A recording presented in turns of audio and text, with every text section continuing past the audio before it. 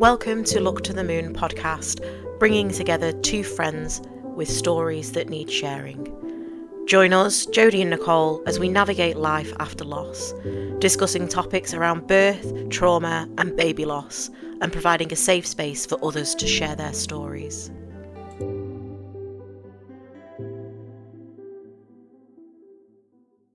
Hi everybody, welcome to episode 19 of Look to the Moon podcast. I'm here with Nicole. Hi. How you doing? Alright, thank you. Yes, how are you? Yes, not too bad. Not Good. too bad. Oh, that's good. That's it. End of Very episode. chatty today, as you can tell. Well, we discussed in the last episode that we were going to do a more of a mental health update. Yeah. Because there's certain things that have gone on with myself and certain things that have gone on with you that tie into mental health that we thought we'd give a bit of an update on, because all our mental health issues span from the birth of our daughters. Yeah, and for the reason why we're doing this. And the reason why we're doing this. Yeah. So I think it's good to share. It's good to share, but I think you asked me before we logged on whether I wanted to share. Yeah. But there's a part of me that's like, no. But then a big part of me is like, well, no, it's important because, you know, there might be other people out there that haven't sought help, that should seek help, or that, you know, are ashamed that they've had to seek help. And, you know, it doesn't give me any level of shame that I'm now in therapy. Exactly. Finally. It only took me how long to convince you? I know. But I didn't go down the GP route. No.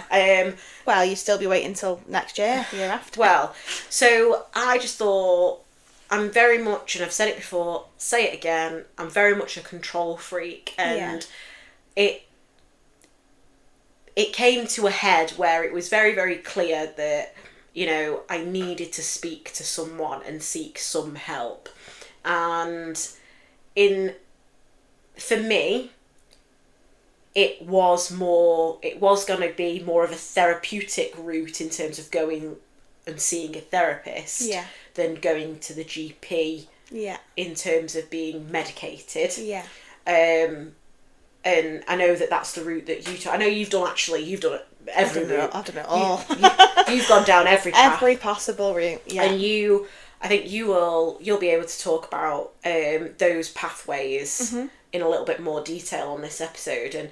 And basically I took the matter into my own hands, and I'm fortunate enough to be able to go to a private therapist.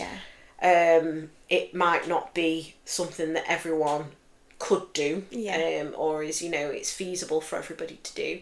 You know, like I say, I'm in a very fortunate situation where we've said, look, if we have to sacrifice something for me to go and get help in terms of financial, then it's important. Like, you can't put a price worth it, isn't it? on your mental health. And it was immediate. So, you know, I did a little bit of research into local therapists and the type of therapist that I want or wanted. And it was quite important for me also to have a female therapist.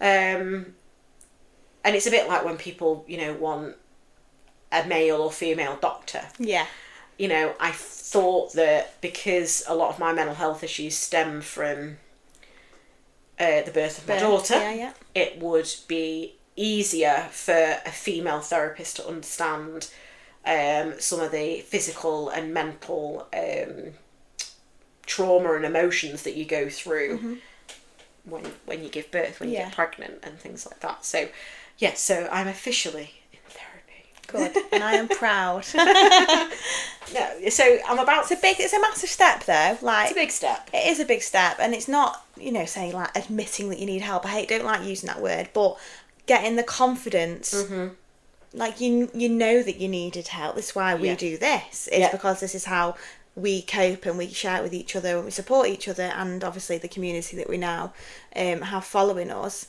and the listeners and people that we have on, that's what we're here for. But to go that next step further, because obviously we share pretty much everything with each other, but there's also things that you probably wouldn't want to share with someone that's close to you. And having that person that's not actually so close to everything that you've been through helps in different ways. So it's just having that confidence and being at the right time in your journey to say, actually, I need to do this. And you need to do it for yourself, and that's what you've done.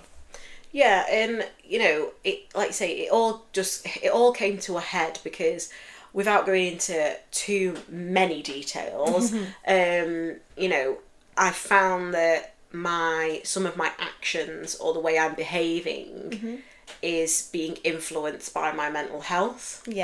And I'm not saying that.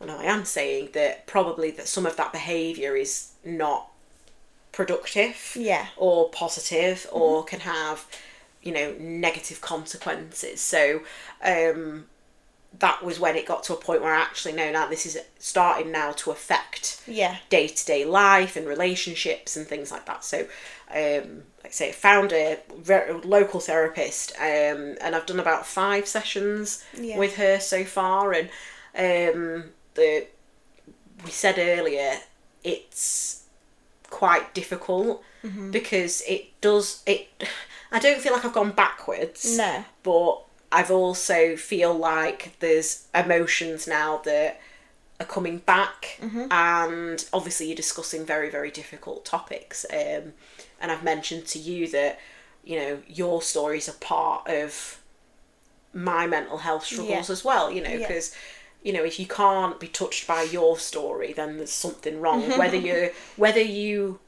know you or don't, you know, you've got to be. It's got the death of a child in any respect has got to touch you. It must, and that is a part of the series of events after my daughter was born. There was a lot of death and trauma very, very quickly. So I'm finding that my mental health is an accumulation of very tragic events. And I said to my therapist the other day, I said, I don't know whether I would be in therapy or have the mental health issues that I have if it was just one event. Or is it because there was a series of trauma and loss, like you say, in a very short space of time, you know. So in the year post, we went, obviously when Bonnie was born, we went through all that trauma. You lost Luna. Very quickly after we lost Luna, I lost a very good friend to cancer. I'm talking weeks, not months, it was weeks. And then a number of months after that, I also lost another friend who was in her 30s, who had just had a baby, which was very, very shocking. And then, you know, like you say, there's other things in life that also add stress, house move, ongoing court cases. There's so much, and then you're navigating a new life with your partner as well, with your husband and a baby. So it's, I think my issue is an accumulation. And I think like you say, it all happened in such a short period of time. You've not been able to deal with your trauma from Bonnie because then you've been thrown into parenthood and looking after a newborn. 4 weeks later, I'm messaging you like, help, I'm in NICU, what do I do? And then we lost Luna. So then you've kind of put your trauma that's happened with Bonnie on hold because you've got to cope with a newborn. Then your best friend's messaging you saying, help, I've just lost my baby. And then you've got the news of you've not been able to deal with each individual thing. And that, I think, like you say, like if you had one thing and then a year to deal with it and deal with the grief and the trauma and, you know, come out the other side, and then something else happen, you'd have that breathing space in between that you'd be able to cope, process, move forward. And you've not been able to cope with the first one before the second one and then the third one. And then I think you should say what you told me about how you worded it to your therapist, because that is like a really good picture of how you felt at the time. So the analogy analogy of how you felt. So I said to explain to Nicole, and I also explained to my therapist, I tried to word it in a way that would make sense to people, which is, it's like someone is behind you holding your shoulders and they're forcing you underwater. Yeah. And then you just about break surface and get that breath of air that your body is literally aching for, and then that person or whoever it is or life just pushes you back under. Yeah. And it's that constant feeling of panic that you're never going to come up for air again. Yeah. And it was like, we went for with Bonnie and we were under the water, and then she got discharged eventually 4 weeks later because she had an additional problem. We came up for air, and literally the week later you text saying your water's had gone. And it was like we'd been sunk back under the water. And then it was like, Luna's doing great, come back up for air. Luna passes away, and we go back under the water. And I think about 3 days before Luna died, we had the diagnosis that my friend was going to die. I think he was, just before Luna died, he was given 8 weeks to live. Luna passes away, and then I think 3 weeks later my friend died. And so it's that constant coming up for air and then going back down under, and it's like you're drowning, and it's that panic and that feeling of being overwhelmed. And I remember feeling like that at the time. I don't feel like that now, but like you said, I think I've not dealt with any of those emotions or any of that grief, because it was just something else replacing something else to deal with. And you were having to deal in the moment. And that's what's all coming to the surface at the moment. I was just going to say, I think that's why therapy is so hard, and why maybe people that do start therapy give up quite quickly, because they take you right back to where it all began. And you have to do that. You have to let out all these emotions, feelings, thoughts that you've suppressed for so long. And you're probably like, I mean, this is me talking from my experience, I found that you actually learn quite a bit more or you'll remember quite a bit more than you actually did at the time. When you're now re-looking, because you're in a different place, like personally, and obviously your daughter's in a different place, and everything is different, that you can process things differently to how you were then, because like it's amazing that your mind and your body can, what am I trying to say, like cut out things that you don't want to know, don't want to remember, and it just blanks it out. But that's then why you find it so difficult to like move forward. Does that make sense? Do you know what I'm trying to say? 100%. And I think that's why, like, therapy, and I did do therapy, but I did stop because I did found it too triggering, but I just think it wasn't the right time. So like you say, you come out upset because you're talking about very sensitive subjects, and you're talking about things that were really difficult to deal with and are still really difficult to deal with.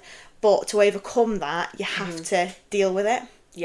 And I found it probably just wasn't the right time for me. And I did do it. I did like multiple different therapies and CBT sessions and talking therapy and all that. But it's very intense, isn't it? Like, I'm sure you'll know.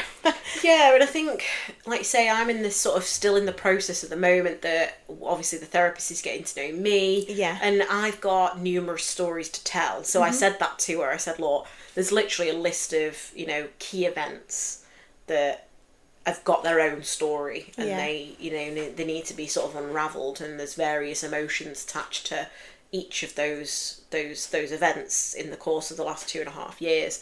So I'm still in the purging stage at the moment, in terms of purging the information, these stories to her, but she does interject and she asks me questions, and sort of says, well, how did that make you feel in that moment? Or, are you associating that with that? And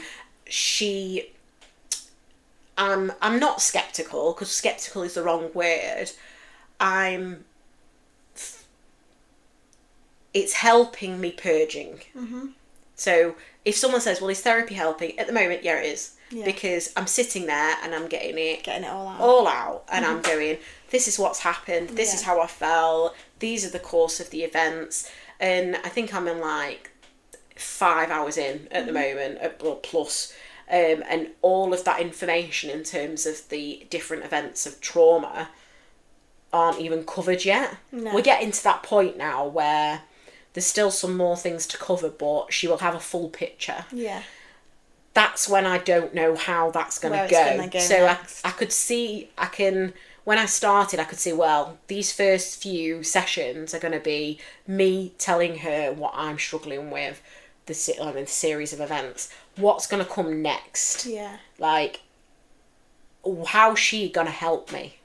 Because inevitably she cannot change what's happened. Yeah. You know, she can't change what happened to Bonnie. She can't change what happened to Luna. She can't bring anybody back. So it's what I will then get out of it. Yeah. Post-purge. She'll help you see and understand and deal with things in a different way. Yeah. Like you say, she's never going to be able to change anything that happened, but she'll help your brain deal with what happened in a different way. Mm-hmm. That's how I found it. Right. I know someone very close to me. I won't say who they are on here in case they don't want me to share. But she's been through something completely different to baby loss. And is still going through some very life-changing events personally. And she did therapy, and that's how when I was talking about me starting it, she said this is what they did for me. Right. And they take you back to that moment that's traumatic, and they help you say, but what could you have done to have changed, made that different, and how could you have how can you see that in a different way?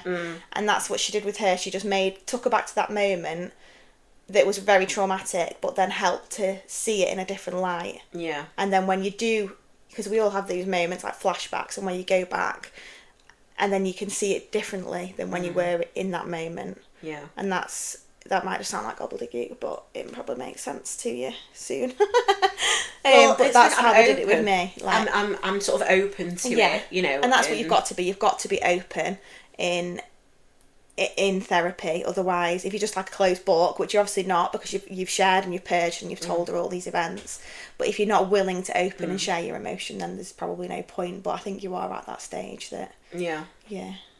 So well, we spoke just off the podcast earlier, which is something that we should really touch on, that, you know, I'm one of the biggest emotions that is coming out of some of my sessions is guilt. Yeah. And we've spoken privately, and we should share it. Yeah, and cried. And we should share it on here because, you know, this is our reality, is that we're best friends and we've been through similar experiences, but we've had different outcomes. And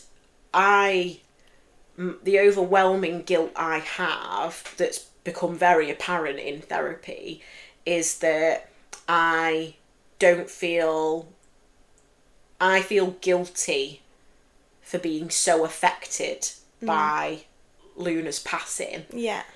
When she wasn't mine, she was yours. Yeah. And, you know, 2.5 years on, that grief is never going to leave you.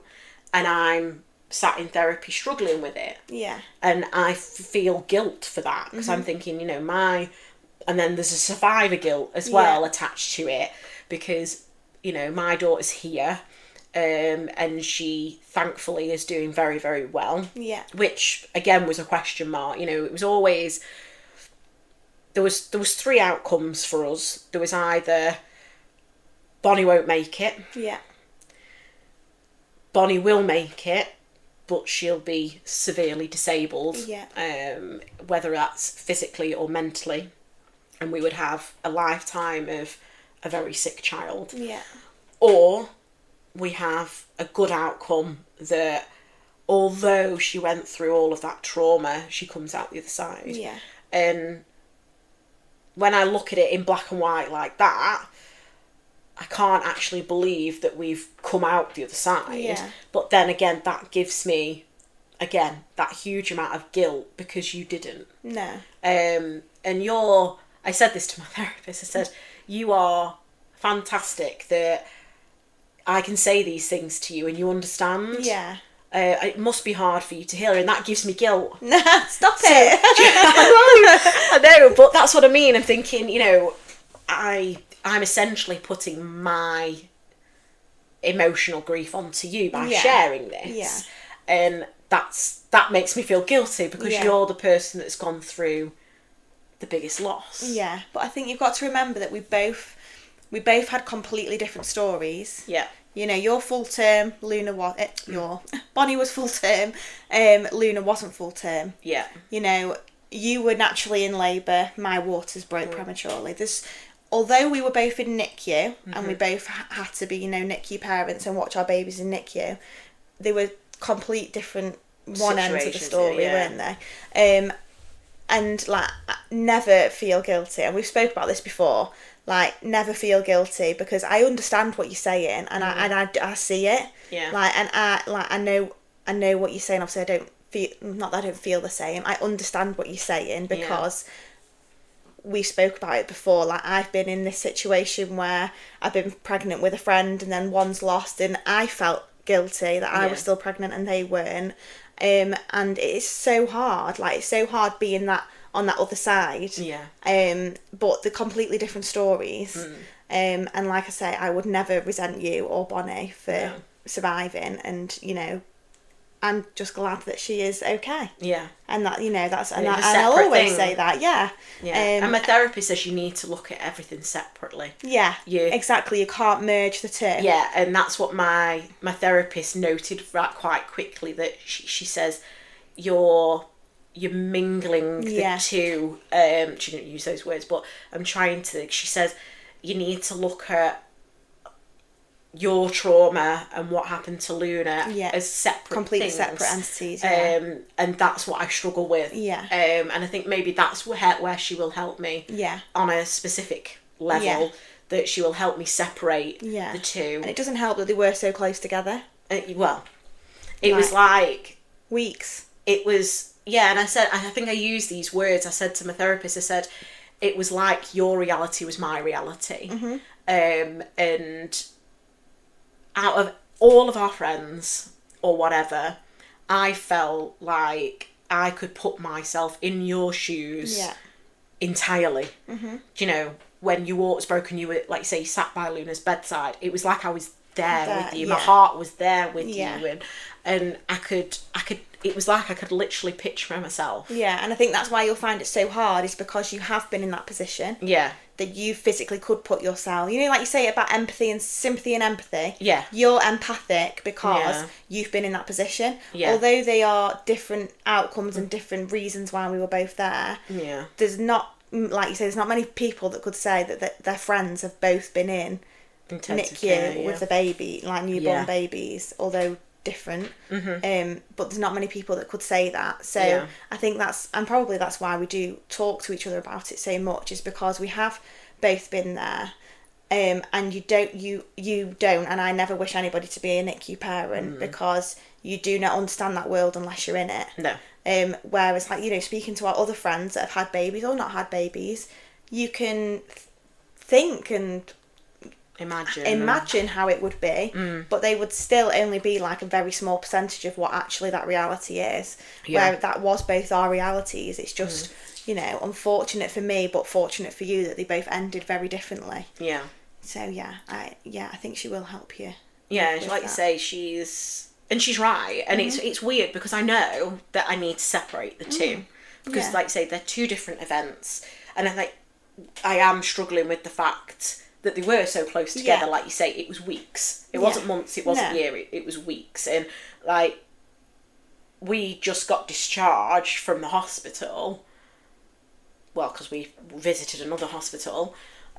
Bonnie was sort of given the all clear at like 4-ish weeks old. Yeah. And this is around the time that, like, say, your waters broke. Yeah, well, because I didn't come and visit you and Bonnie in hospital when you were in NICU, because that was a week before my waters broke, because I was unwell and off work, and I couldn't come into hospital with a cold and cough that I had. Yeah. Which is why I never visited you. And then a week later, like, you were just being discharged and I was being admitted. Yeah. But obviously that was before then Luna was delivered and everything. But that's how close it was. It was. Oh yeah. I remember it being so close, and I think that also doesn't help in terms of separating it, because it wasn't separate. No. It was pretty much, it was back to back rather than, and it wasn't happening simultaneously. No. But it was back to back. Yeah. So yeah, there's a huge amount of emotions that come to the surface, you know, when you're talking about, lots of people go to therapy for different reasons, but, you know, the reason that I've gone to therapy is to deal with death and tragedy and loss and trauma, and, you know, it is quite difficult, and at the moment I think it is helping. Yeah, and that's good. Which is good. So it's just it's nice to purge. That's how it is. It's nice to purge. Get it all off your chest. Yeah, and I talk about the podcast in therapy. Do you? Talk about you, Val, in therapy, basically. I come off the podcast to talk about you. Oh, well, you know, what can I say? Yeah. But yeah, so I do encourage people to give it a go if they can or they're open to it. Because at the moment it's been, although the sessions are hard, it's been quite positive. Yeah. You know, because she's started to not give me homework necessarily, but just touching on something that we spoke about in episode 18. Yeah. About different perspectives. Yeah. One of the things I've also struggled with, it was a topic of conversation in my last therapy session, was about I feel like there's pisses. How Pisses. I feel. That's a bleeper, isn't it? Beep. I feel like there's pieces of my story in terms of the labour, the delivery, what happened to Bonnie, that are missing. Yeah. Not that... It's difficult to describe because I might have been in the room, but I feel like because my husband was there, he has a different perspective. So he has more information at certain points in our timeline than I do. Yeah. And I don't like that in terms of, I feel like I'm misinformed or there's something missing or whatever. And there was when we got transferred to the other hospital, my husband came home and my parents were at the hospital as well. And I remember them just appearing out of nowhere, like a puff of smoke, and they were there. I didn't even know Stephen had rung them, and they came. And then Stephen went home, and my mum went with him on the journey. And there's pieces of information that people have told me about, like, these times when I either wasn't around or wasn't sort of privy to what was going on.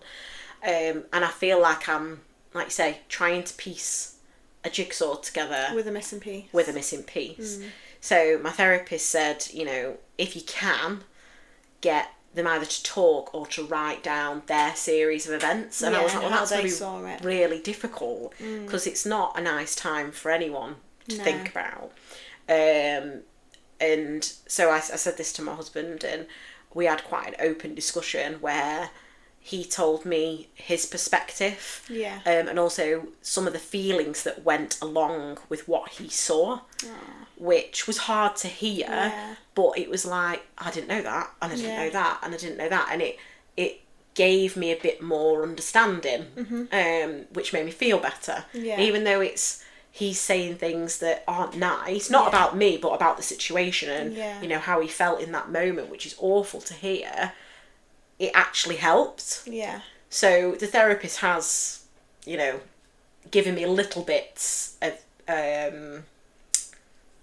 not homework. It's she's guiding me in the right direction. Even though I'm still in the purging stage. So that's where I'm up to with my mental health update, even though it's quite difficult. Yeah, it's good there. But I had a meltdown after all. Oh God. But that's just. What, after yours and Steve's conversation? No. So I'm talking about us all meeting up. Oh, yeah. Oh, God, yeah. Oh, bloody hell. No, we were in trouble. Oh, no, but what I'm trying to say, so basically, long story short, we're shit friends. No. Shit texting. Yeah. But no, so long story short, the day after I had a very, very hard therapy session, we were all meant to meet up, and me being me, I was 10 minutes early, which is my own doing. Yeah. I'm always 10 minutes early, and I'm happy to wait 10 minutes. But then everybody else, including yourself, including me, was late. And I basically was like, no, I'm going home. Yeah. And in normal circumstances, yeah, it would piss me off. Yeah. But it made me emotional. Yeah. And it was like the final nail in the coffin at the end of that week, where I was just like, no, I'm going home, I can't cope with this anymore. Oh. You know, but that's the effect that therapy has is that it brings all your emotions to the surface. And yes, you were late, and in the grand scheme of things, it didn't matter. Yeah. But to me, at that point... But at that moment, it mattered. It was massive, and I was like...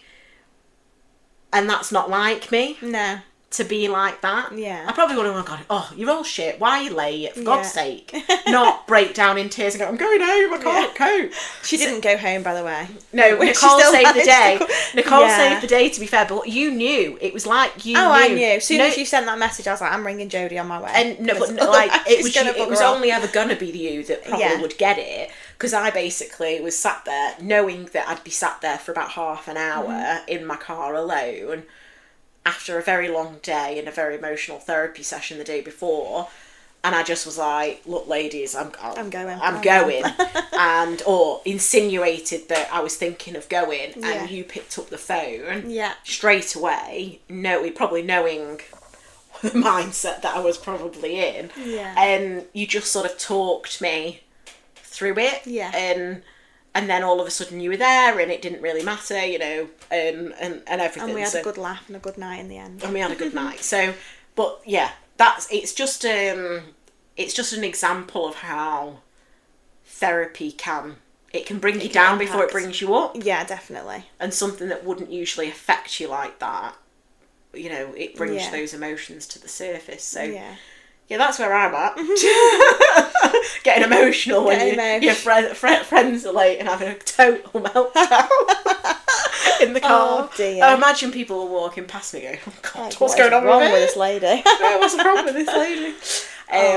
But no, so you've got a little bit of an update as well. So yeah, enough about me. What's going on with you? So completely different to you, really, isn't it? So obviously, I did therapy and everything like you're going through now. Talk about your pathways, what you've done, whether you're doing it now or not. Yeah, okay. What the pathways that you've explored for your mental health. How long have you got? I've got all night. That's all right, I've got all night. So I'll do it quickly. So obviously following the death of Luna, I found it very difficult to deal with things, like Jodie says, like putting all the pieces of the puzzle together. Especially through like a very traumatic time where we both actually were very unwell ourselves as well as our babies. So trying to remember everything in such an intense setting when you've got information flying at you left, right and centre, and not knowing what to do with that information is very difficult to keep on top of. I don't know about you, but I actually had to write everything in my notes on my phone, and I did a diary. Still got it. So for every single day that we were in, when I was in hospital, when Luna was still in my womb, that sounds awful, doesn't it? In my tummy. Well, that's very was. Yeah, well, she was there, I suppose, yeah.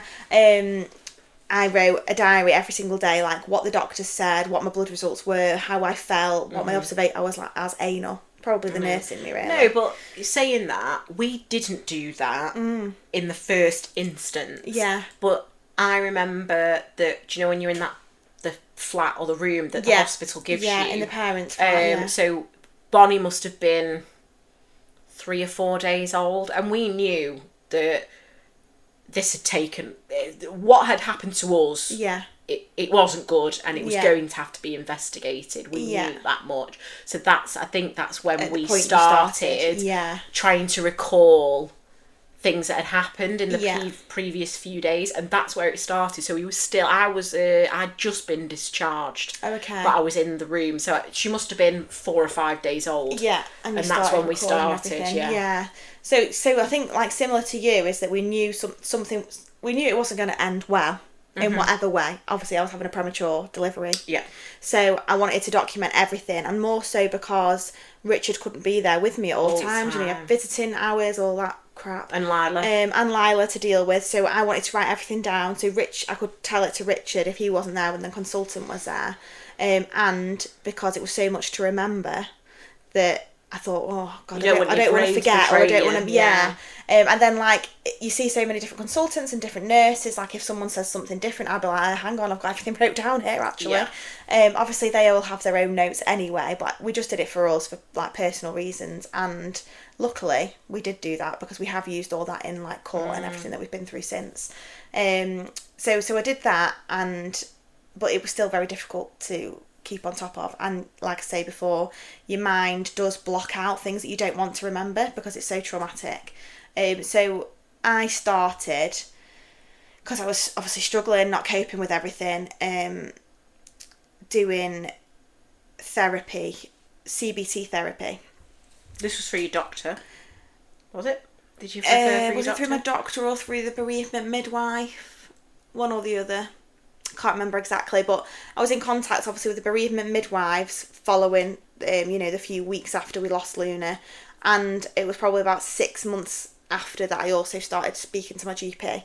It was very difficult to get any help because of my postcode and so many ridiculous things like that, why does one it matter therapy where you at they didn't fund my postcode anymore. And I remember like absolutely bawling my eyes out onto the phone to this lady, like, I am desperate for help, I am begging you to help me, and you're telling me sorry, my postcode, it's like postcode lottery, it doesn't cover my postcode. And I'm like, well, sorry that my baby died in Cheshire postcode and not in whatever postcode. Like, to me it shouldn't matter.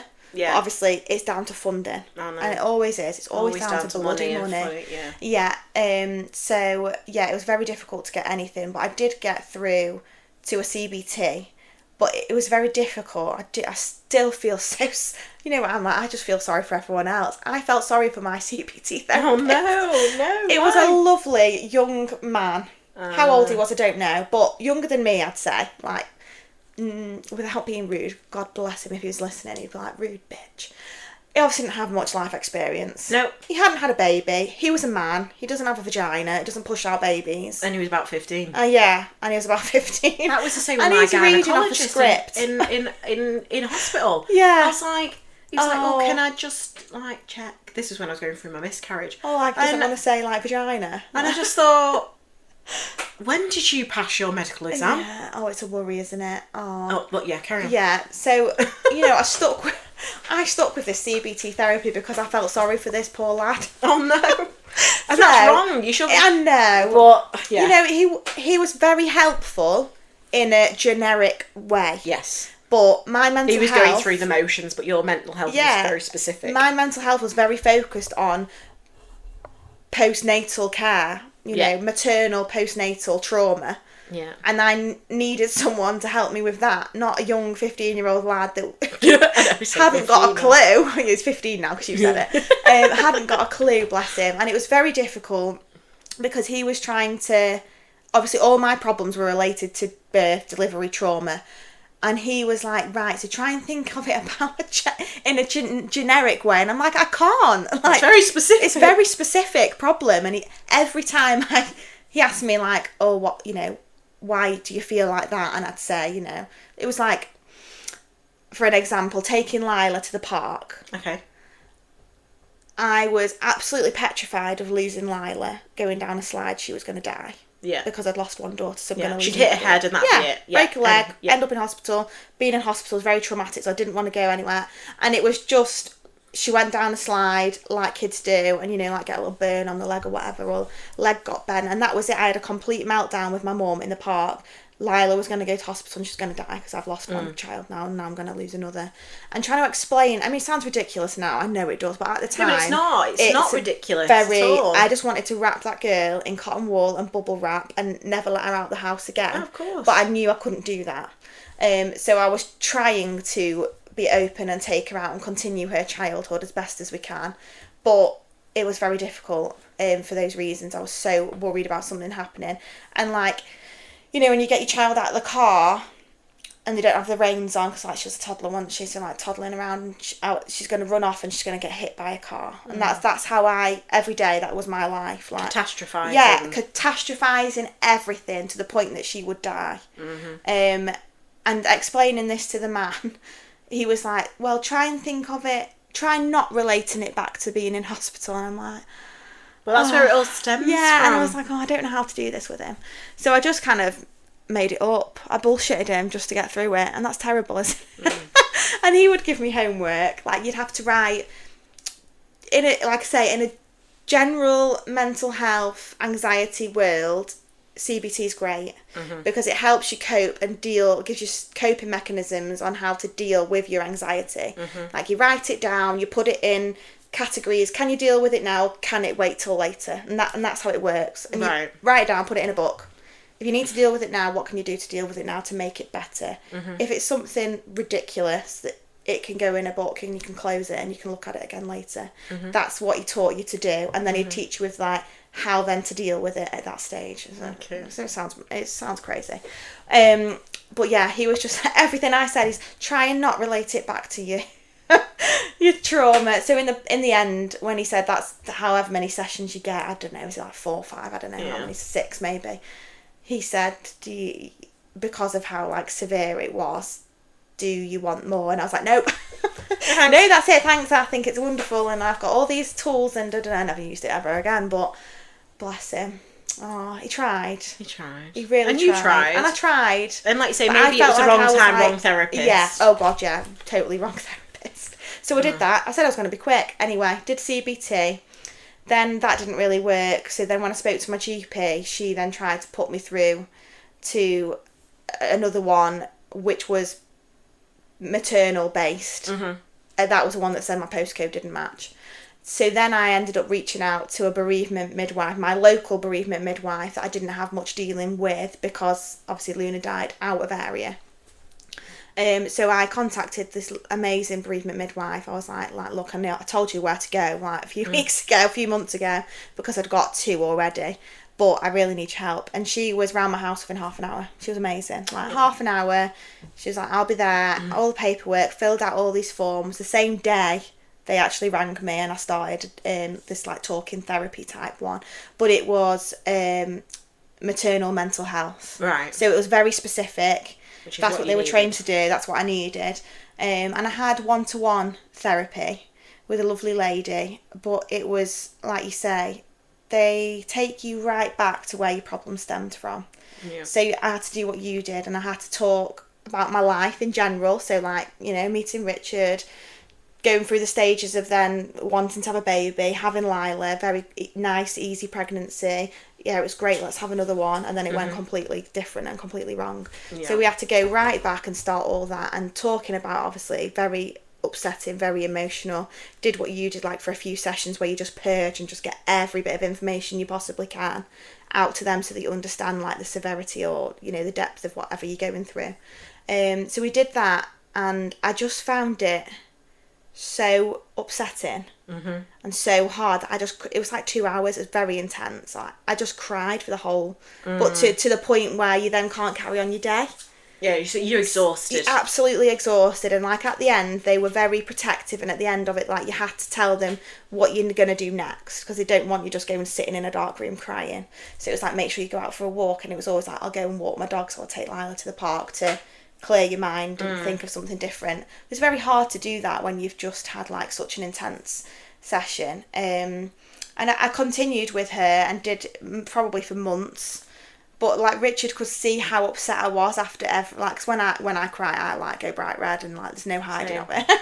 there's no hiding of me. I get like a rash from like my lips go red. Like, I get a red all down my neck here. Like, yeah, I can't hide being upset. No, and it's, do you stay like that for even if you've stopped crying? Yeah, you tell you've been crying. Hours, for hours. Richard was like, "Are you sure like you're okay doing this? Because obviously you're obviously not okay." And I was like, "Well, apparently, you know, it's gonna work." And I'm not saying this isn't going to work for you, don't think that. But we got to the point that I was then moving on from one-to-one to, she suggested group therapy with other, it was all ladies, so other ladies that had been through baby loss or pregnancy loss of any range, you know, from miscarriage to sudden infant death, like when the babies are born and then they die later. And it's going to sound horrible, I don't want to sound horrible, but I found it very difficult, and I was openly honest with her to say I would find it very difficult, and it's going to sound horrible because I know you've been through a miscarriage. No. But I would find it very hard to speak to ladies that have been through an early miscarriage, that haven't held their baby, haven't bonded with their baby, and try and share the same feelings with that person. Absolutely. And that's not horrible, because I've suffered a miscarriage, and I was between 5 and 6 weeks, and I'm not saying that loss did not hurt at the time. And I'm not saying that at all. No, but I just think it's a completely different type of loss. But it's totally a different type of loss. And I think for me, that loss makes me sad now. But I don't think about that. That might sound awful, but it was such an early loss that I totally see the difference between a very early miscarriage and what you went through. Yeah. Or someone who gives birth to a stillborn baby, or someone who has a miscarriage that is late on, where they actually have to give birth or have a procedure. It's like you say, a loss is a loss, and everyone has has their right to grieve and process that loss however they see fit. But the losses are very different. I see that, and I've been through an early loss completely. So you're not horrible to say that. Well, she made me feel horrible.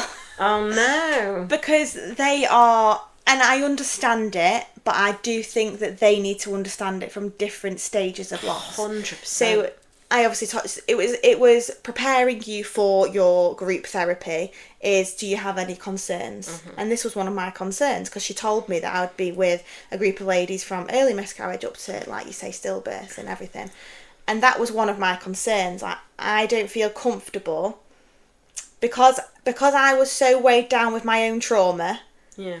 And I, as a nurse at the time, I would always take on other people's problems. Yeah. And you didn't have any capacity. And I had no capacity to take on anyone else's sadness, grief, or anything. No. Especially when I couldn't relate to what they've been through, or they couldn't relate to what I've been through. And when I told her this, she was like, "Oh no, we can't have that. Like, a loss is a loss.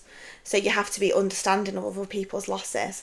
And I get what she's saying. Yeah, of course. But I also I just couldn't do it. And I just said, I was getting myself so anxious and stressed about sitting, because it was on Skype, video call, so we'd see all these people, and my face I wouldn't be able to hide it. So I was just like, "Oh, I'm sorry, but I just don't think it's for me." And I said, "I'm not doing it," and that was it. And that was the end of the therapy then. But your mindset now, you'd probably be able to sit and listen to somebody now who had an early loss, and would be completely devastated by it, and rightly so. But at that time you've not got the capacity to empathise with somebody else, whatever their situation is, unless somebody had been through very similar circumstances than you had, that you would probably then connect with that person. But everybody else, and it was a bit like when you said about leaving work. You were an A&E nurse, and people would come in with a stubbed toe and think they're dying, and you've not lost your compassion. It's your capacity that has changed. That your capacity is a lot lower. Absolutely. And the compassion that you do still have, even though you keep saying that you don't. I don't have it anymore now. I do now, because I'm off my meds, aren't I? We'll get to that bit next. But your compassion's not disappeared. No. You give it out more selectively. Is the better way to describe it. Definitely. You're not sat in A&E and you're giving your compassion to anyone that walks through the door. And a lot of people who are bloody going to A&E don't deserve the compassion. No, they don't. Because they're just wasting bloody time. Just wasting time. But that's all that's changed. Your compassion's not left you. No. It's your capacity. I just give it out differently. You give it out differently, but you're more selective. And, when you've been through such a massive trauma, that's completely understandable. Because it makes you careless. Mm-hmm. Because you've had something that's what all you care about. And that's never going to change after you've been through some, such a tragic loss. your capacity is different and always will. It puts life into perspective. Absolutely, yeah. And it gives you a different perspective on life. Yeah, so I do just think it was just the wrong time. And now it was only about between 6 and 12 months after losing Luna that I was doing the therapy.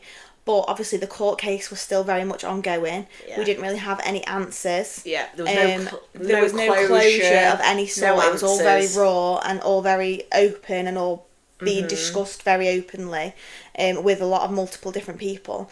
So yeah, I think, like you say, I just didn't have the capacity to deal with other people's problems. Yeah. That wouldn't specifically relate to what I was going through.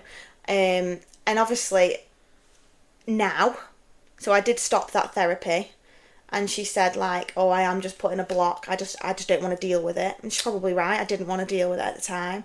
But how I saw it was, I'm very lucky that I have a 2-year-old at the time who's here, and I need to be here and present with her, not sat in a room crying for hours and end every day. So I had a reason to pull myself through and move forward, even though it was very difficult. And whether that be that, maybe she thinks that I did put a block and I didn't want to deal with, my trauma.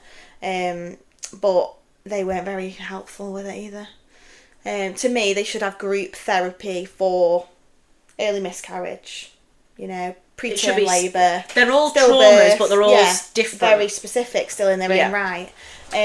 But then after that, that's when Richard stepped in and got in contact with the bereavement midwife and said she needs something.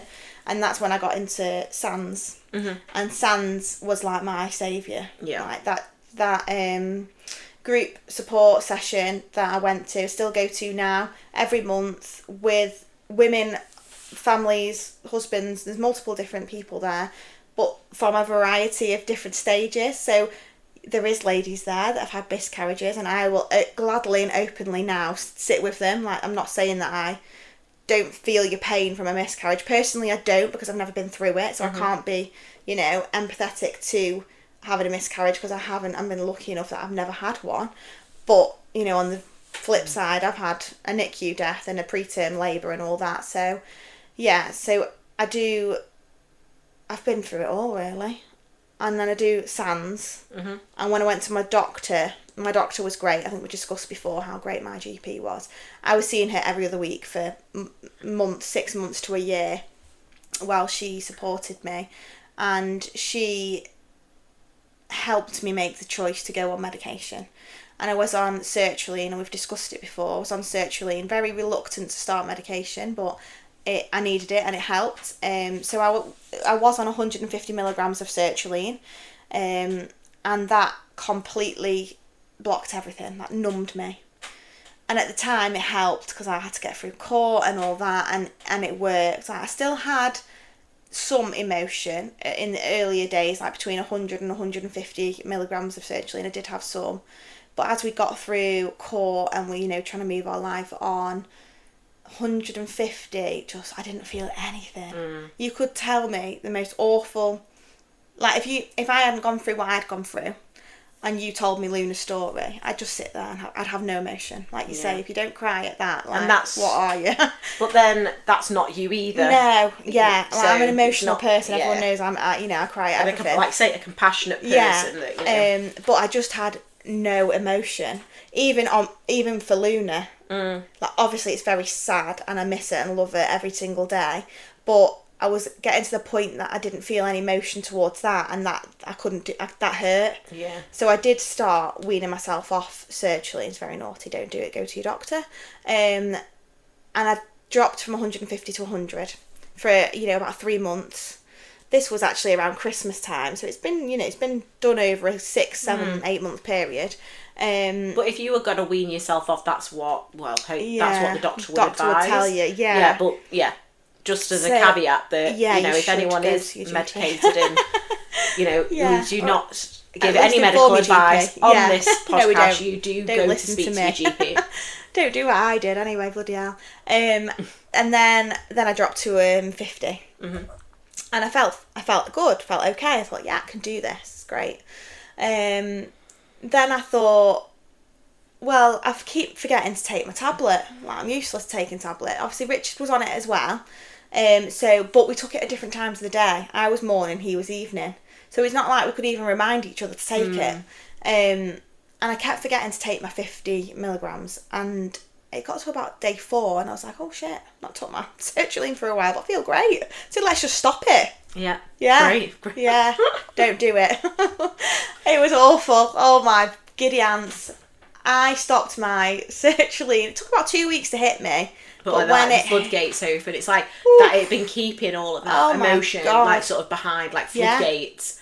And then all of a sudden they were slowly like breaking. A tsunami came. And then, and I couldn't stop crying for 2 weeks. Like the most ridiculous thing would make me cry. And all the thoughts, and I went on sertraline because my mind wouldn't stop. It was in overdrive. You were calming your mind. Yeah, it was in overdrive, thinking, oh, what if this happened? Why didn't we do that? What, like, what if, why, how, all them things constantly, like, but non-stop. And it's mentally exhausting. Yeah, it's like your brain's on the treadmill. Yeah, oh my never God, turns off. And it's running and I didn't run at all.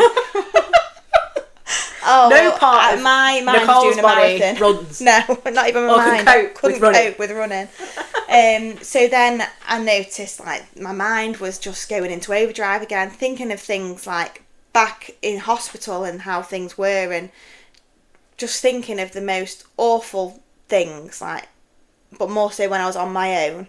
It's like we were saying before, you can occupy your mind. You're at work, you're with your friends, and with Lila, and she's chatting away and I don't think of it. But then when I'm on my own and I'm driving, or you're like lying there waiting to go to sleep, it was just in overdrive. And that is because I stopped sertraline from 50 to cold turkey, and you really shouldn't do that. And Richard did it as well. We made such a terrible decision, especially 2 weeks before we were due to go on holiday. After being so traumatised from a previous holiday. Do it after the holiday. No, it sounded a great idea at the time to get off it for holiday. And Richard did actually go to the GP about something different, but happened to mention, oh, by the way, we've stopped our sertraline and it's awful. And he was like, he'll tell me what you've done. And Richard said, like, after we got to 50, then we've just stopped. And he said, like, that's your problem, because you should go from 50 to 25, and then from 25 to every other day, every second day, every third day, until then you're not on it. Because 50 milligrams, like, your brain, the sertraline's still blocking a lot of things.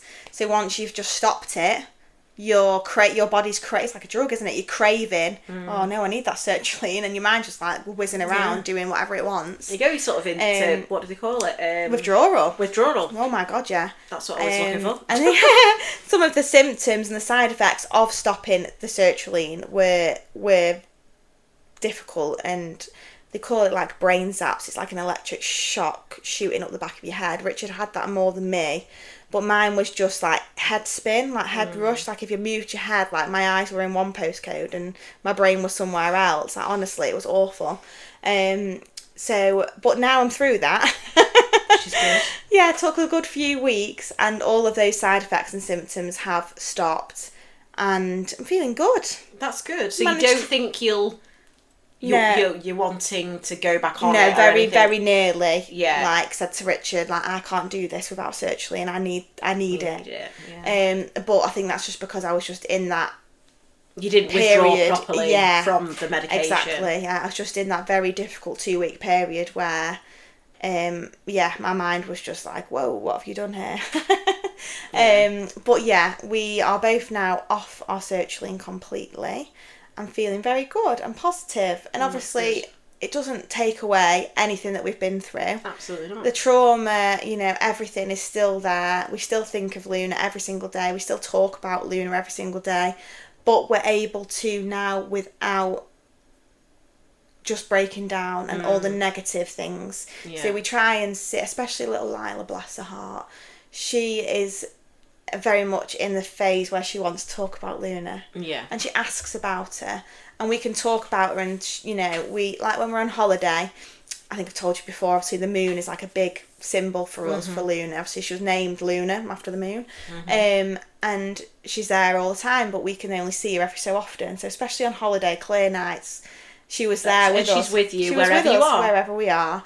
And that's such a nice thing for Lila to take with her. It doesn't matter where she is in the world, whether you're on holiday, whether you're at home, whether you're at school. Watching us, yeah.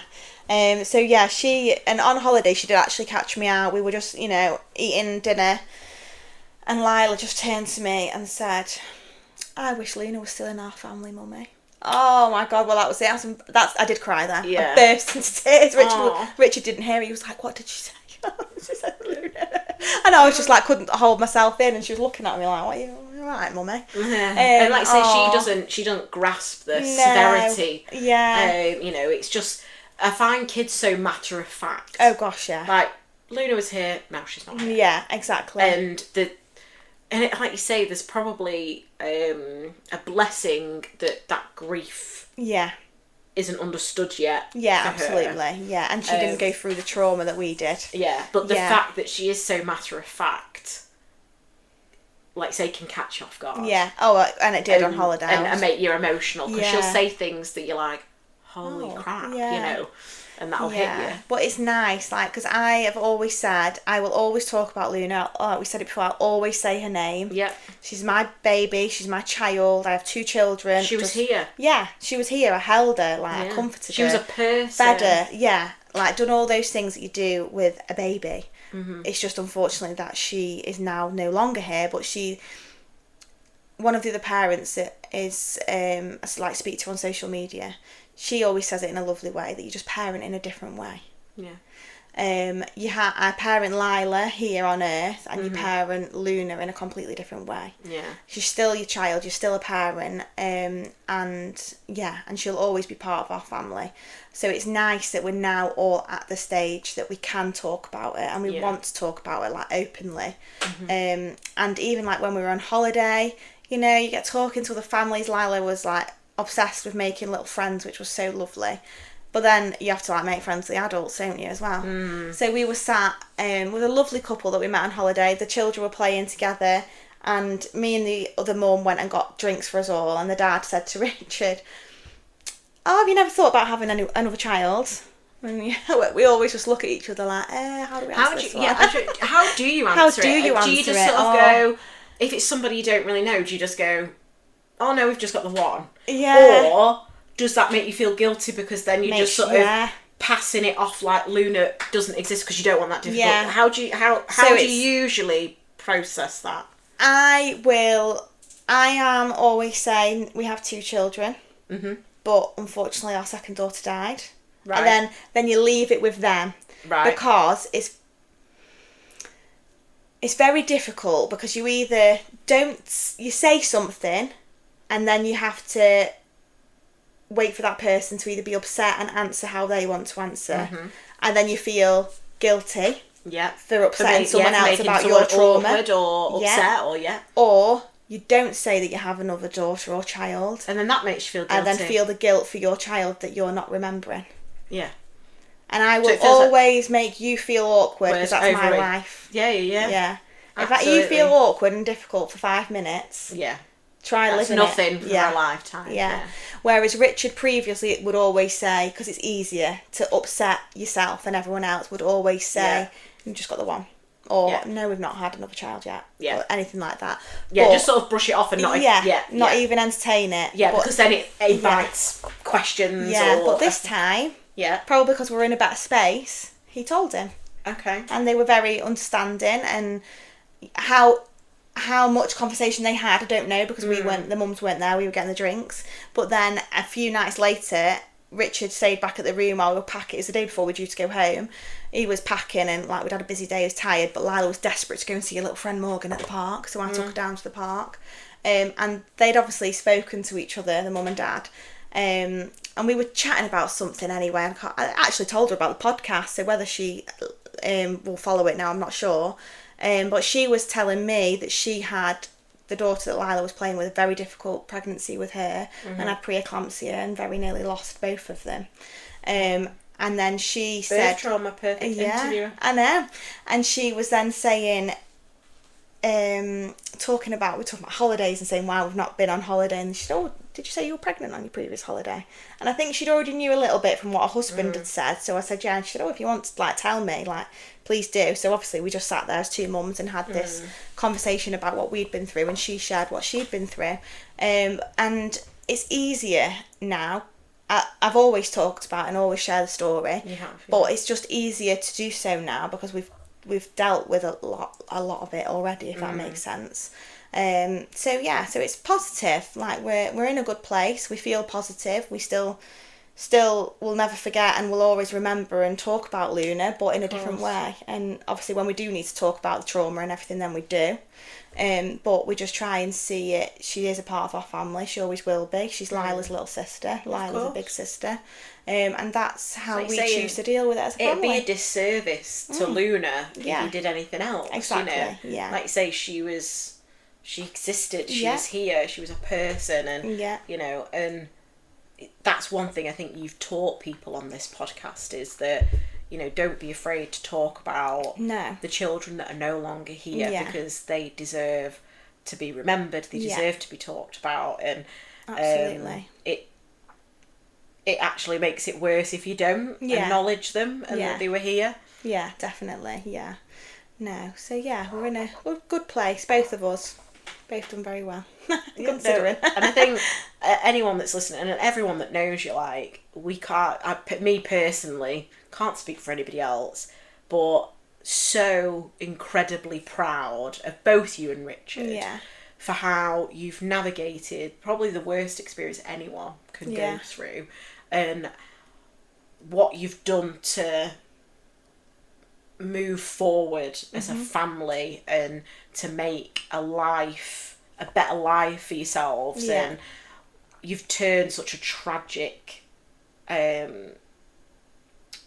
life-changing event into positive things for you and your family. And you know, I'm just in awe basically of like what you've both achieved, like you know, and like Richard starting like the business and like with his trainers, and then you come in, and then you've and then when you tell me that like you got like employees and all this, I'm like, oh my boss, god, Jodie, like, boss bitch. Boss, but it's like, but that's insane. Boss, if you go from 2 years ago, where you were leaving our jobs and everything, you know, and the journey that you've gone on from losing Luna to where you are, you know, you should be so incredibly proud. Thank you. And I'm just super proud of you, and you're the strongest person I know.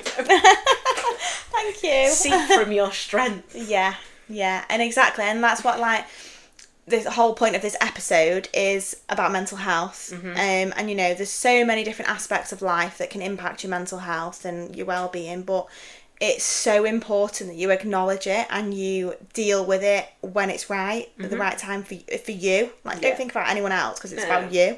And something that worked for somebody else might not work for you. Exactly. And an alternative might work for you that doesn't work for somebody else. But absolutely, like, always seek help and support and own it. Like, so many people struggle. Have to be ashamed. No, no. It was like when I started therapy, and I think it was my mum who said, oh, I didn't know. And I think my dad made the same comment. And the right to check, don't get me wrong. They were like, I didn't know whether you were telling people that you're in therapy. And I was like, well, why should I not? Why? No. It's like, it's not secret, you know. And I've actually had no ounce of like being ashamed to go to therapy. I always knew, even when we've discussed this 12 months ago, I always said that I thought therapy was the way for me, rather than going through the GP.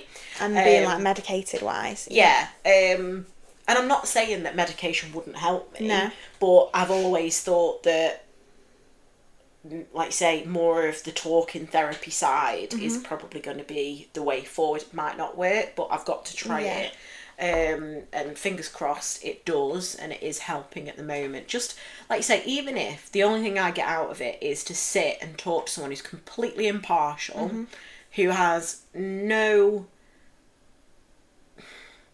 skin in the game, which sounds awful because that's really not a very nice analogy, but they can be touched by what you say, because if you talk about the death of a child, like we've said, and it doesn't touch you, then there's something wrong. And you've got a problem. Or you're on too high a dose of surgery.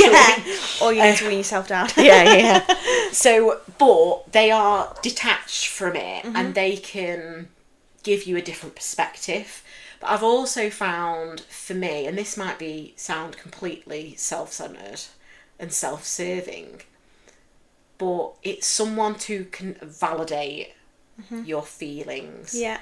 So if I said to you, oh, this makes me feel horrendous and this is what happened, you, because you love me, will immediately validate that. Yeah. In terms of, well, if it's made you feel that way, you know, it's like if you had a partner cheat on you or something and you immediately hate that person because they've cheated on you or whatever, but you don't know the whole story, the whole circumstance or whatever. That's a really bad comparison. But what I'm trying to say is that therapist actually stands outside that bubble and validates your feelings. And validates and says, well, no, you were right to feel upset in that moment or angry in that moment. Yeah. Because they've got no allegiance to me to say you're right or wrong or whatever. But so they see it. Just help you allow everything you felt and feel be valid and heard. Yeah, and like you say, what I'm feeling is fair. So I always found that during certain, like the debrief, for example, when, like you said, I don't care if I make them feel awkward for 5 minutes based on the lifetime of hurt that we're going to have. And I always thought in that debrief, I thought, you know what? Should I not have been rude? Oh no, be rude. I was rude in mine. But this is what I'm saying is that I'm like, you question yourself going, well, you know, that person actually wasn't actively involved, so should I really... Yeah, like be aiming your hate on and her, be aiming my anger at that person and stuff. And I'm thinking... And then, so the therapist is like, well, no, but if they're representing the person that has caused you this trauma, you have every right to be angry. They have to sit there and take it. Yeah, so it's sort of, they do validate feelings, but they also give you a different perspective. Like context to it as well. Yeah, context, so it's quite nice to sit down with somebody that... Because I'm very much that if I feel like I'm in the... If I am in the wrong, I'd rather someone tell me I'm in the wrong. Yeah. And my therapist is not going to have any hesitation of going, no, you shouldn't have done that, or could you have done that in a different way, and whatever. So it remains to be seen whether it'll completely help, but at the moment I feel positive that's good. that it will help. But I'm only in the very early stages, so I will keep everybody updated. Yeah, we'll have a little catch up, say, in like a few months about therapy, mental health catch up. Yeah. Because like we say, it's important, and I know previously us talking about, you know, medications and going to your GP, it has helped a listener. One of our other ladies that we've interviewed, she openly said that from what I'd said, it made her go to the GP, and actually it was a really big thing for her. So yeah, if we can help, like we say, that's what we're here for. We're here to help and support you in any way we can. And if us being open and honest about our mental health and what different channels we've taken can help someone else, then that's what we're here for. Yeah, and it'd be wrong for us to hide behind certain things. Like you say, our mental health journeys have started because of the birth of our children. Yeah. And that's what this podcast is all about. So that's why I said to you it was important for me. It's really rude of me. She's yawning. You're boring me, Jodie. Boring her. Oh no, I had a late night last night. I don't want to know. Oh God, none of that. Bloody hell. Oh no, just partying. Partying. I'm dead old. Next best thing. Yeah, exactly. Right, sorry. That was really rude. Rudely interrupted Jodie. Yeah, she's yawning on my face. But I need to go to bed. Yeah, I need to go to bed. We are wrapping up, promise. So it's only right for us to, you know, share the journeys, and it's real. It's real life. We don't sugarcoat anything, you know, and we tell people this is what we're struggling with, and it just shows you our outcomes are very different. The way we're dealing with things is quite different, and they will help us or not, and we'll explore those journeys as we go. So, you know, the important thing is just to note, though, as we've said earlier, do not take any advice in Do terms not of listen weaning to- yourself yeah. off medication. You need to speak to your GP. Yeah, always get medical advice. yeah. Obviously, for starting and stopping medications. Yeah, although she's Don't medically listen to trained, Nicole. do not listen to Nicole in Yeah. terms of prescriptions No, and no. weaning yourself off meds. But It worked out in the end, so don't worry about it. it did. But yeah, so if you are having any mental health problems and you want to think about the avenues that you can go down, you can speak to us. Yeah. Or, like you say, you can go to your GP Yeah. or find a charity group. But we are always here at the other end of an email, or if you contact us on Instagram, Yeah. you can find us at Look to the Moon Podcast Yeah. on Instagram, or you can drop us an email at hello@looktothemoonpodcast.com. Like you say, even if it's just you wanting to purge. Yeah. We We don't are even here. have to share it with the listeners. Like, we can No. just, like I say, we talk to you in the background as well as on here. So, Yeah. yeah, go for it. Let us So, know. We will see you on Yeah. the next episode, which will hopefully Oh, that'll be 20. 20, And our our last- final episode of season 1. Wow, How exciting. That is exciting. So yeah, but if you want to share your story, please get in touch, and Yeah. thank you for listening. Thank you and good night. Bedtime. Bedtime. Bye. Bye.